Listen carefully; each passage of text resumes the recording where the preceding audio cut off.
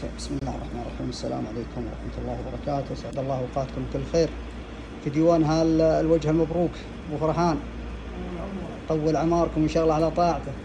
وهالجمعة الطيبة الله يبارك لك، ديوان مفتوح يوميا ما شاء الله، الله يبارك لك، مع الحموت الطيبة. صبحك الله بالخير، صبحك بالخير أبو فهد. يا صباح الخير. يا هلا، صبحك الله بالخير. يا هلا، يا مرحبا، يا هلا، يا هلا. الله يرضى عليك، يا هلا بيك. الله يجزاك خير. يسعدكم ما شاء الله بالديوان الطيب المبارك. صبحك الله بالخير. وين يا ابو تو الوقت؟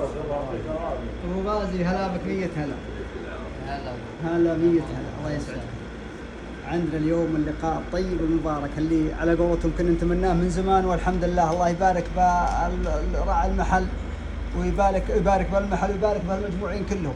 وهذه ساعة مبروكة معنا الشاعر الكبير أبو عبد الرحمن ساعد الملا علم، وعلى قولتهم ما يحتاج تقديم ولا يحتاج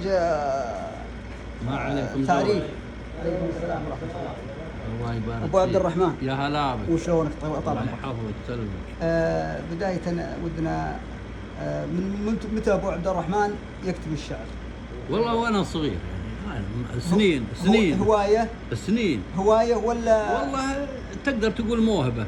طيب أبو عبد الرحمن، أنتم ما شاء الله من عائلة كل أكثرها شعراء يعني. نعم. هل هذه لها شغل بالموضوع هذا ولا لا؟ والله العرس له اساس يعني يجذب، لكن أي. يعني مو على كل، يعني 1%. يعني ممكن يكون واحد مثلا ما عندها أحد من أهله شاعر ويطلع شاعر؟ صعب أي هذا الكلام. صعب يعني صعب. يطلع قصادي أحسنت، لكن شاعر صعب.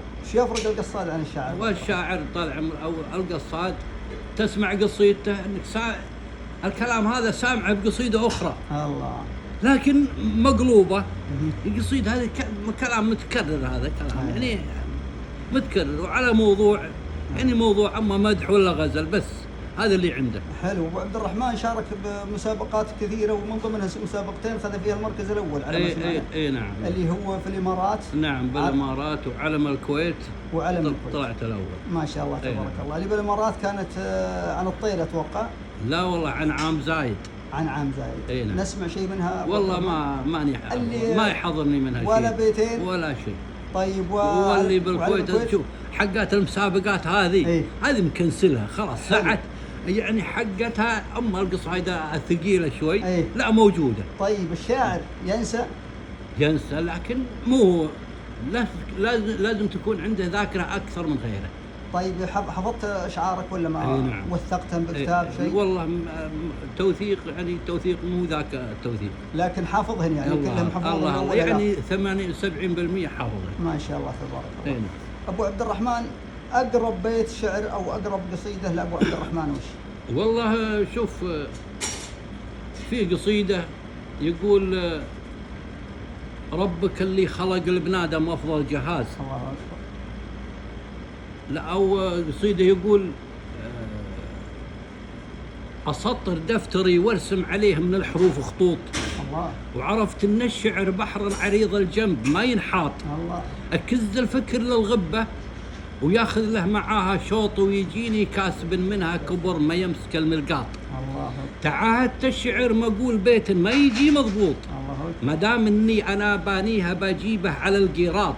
افكر واجمع افكاري ورد الشارده بالصوت، وجميع اللي بزدر افكارنا يجيب هالمصوات. الله اكبر. نسجت ابيات شعري مع عقدت مقطعات خيوط، وحبكت الفكره اللي رمزها مكتوب الاستنباط.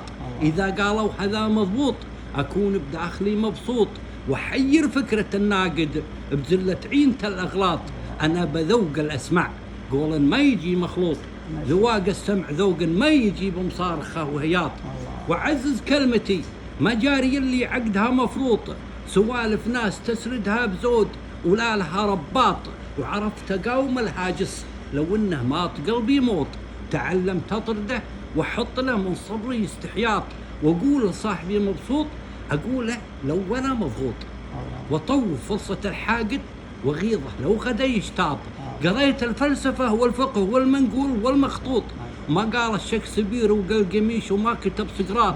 اساطير النبش تعماقها وجنب المغلوط وكسبت علوم من كلدان والإغريق والأنباط وتنزهت بعقول العارفين ولا علي شروط وسقيت العقل ومصافي حكمهم لين فكري ناط ما دام اني بها منيوط اكون بحملها مغبوط ورسمت بداخلي لوحات علم تطرد الاحباط ما دام العلم للي يطلبه واضح ما هو مخطوط تسابقنا عليه وبعضنا يكفيه ريح الشاط يكون الفرق واضح بين جار النهر والناقوط وعود اقول ما قلنا سوى ما يمس كلمه القاط. سلامتكم. الله اكبر ما شاء الله تبارك الله لا قوه الا بالله. البيوت اللي طلعت هذه يدل على الثقافه العاليه اللي موجوده عند ابو عبد الرحمن ما شاء الله تبارك الله، وتدل على امكانيه. ابو عبد الرحمن علم من اعلام الشعر امانه، يعني رجل له باع طويل في الموضوع هذا وله يعني مشهور على مستوى الوطن العربي كله تقريبا. الله يسلمك. ابو عبد الرحمن الشعراء هالوقت هذا ايش تقول فيها؟ كلهم خير وبركه. في احد مميز عندك؟ والله فيه. في بيوت شاعر تمنيت لو انها تكون عندك؟ فيه. نسمع بعض منها اذا في مجال؟ تمنيت بيوت فارس سلطان بيتين. الله اكبر. اي نعم. يعني تشوف انها مميزات يعني. الله حمراء شادي الصدر هيابس الشيح. الله. ناشط شاشر الرشاش والوسم رايح. والصدر صوان بعنقه صلافيح سنوا بهالاجواد موسى الذبايح. الله. ما حد قال الفكره. الله اكبر. ما حد قال. الله اكبر. اي نعم. شوف فارس بن سلطان من الشعراء الشباب اللي توهم طالعين. هو صغير يعني. لكن الوصف هذا لكن ما شاء الله يعني انا اعتبر هذه شهاده المفروض انها يعلقها على قولة وسام، لان امانه هذه يدل بعد على معدنك الطيب ابو عبد الرحمن انك ما شاء الله تبارك الله. لا شوف الذمه. نعم. الانسان اللي له ذمه يذكر اللي يعرفه. الله اكبر. نعم. الله اكبر. الشيء ذمه. الله اكبر. نعم. ابو عبد الرحمن كانت لك مواقف او ذكريات مع ايام الغزو، الله يعيدها، ايام الغزو الكويتي. اي واجد. سمعنا انك كنت احدى الاسرى. اي نعم. اي نعم. وسمعنا ان في قصيده هناك واجد. سمعنا شيء بسيط منها. 7 قصايد يما كلها ولا كيفك؟ والله ودنا احنا لو المجال يسمح نبي مو كلها، نبي بعد غيرها. ما عليه.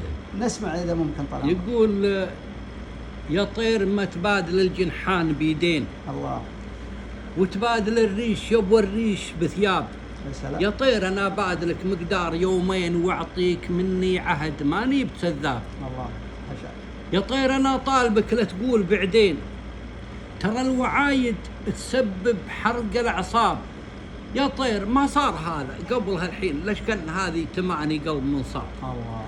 لو هنيك يشيل انك جناحين. الله. تسبح بهم بالفضاء مع الهوى الهاب. ما تشوفني بلا سر بين المساجين نمشي بلا اجسام والافكار غياب. الله. العاقل ايش قيمته بين المجانين وش قيمة الجهد سان الحظ ما طاب. الله. بالليل نمشي على شوف البغيضين واذا قبل الليل جاب الهم جلاب. يا عين لا تنثرين الدمع يا عين. الله. تجملي بالصبر مع كل الابواب لا تفجعين الفؤاد اللي مهو زين تراه بدنا مجاهل يذكر ذاب.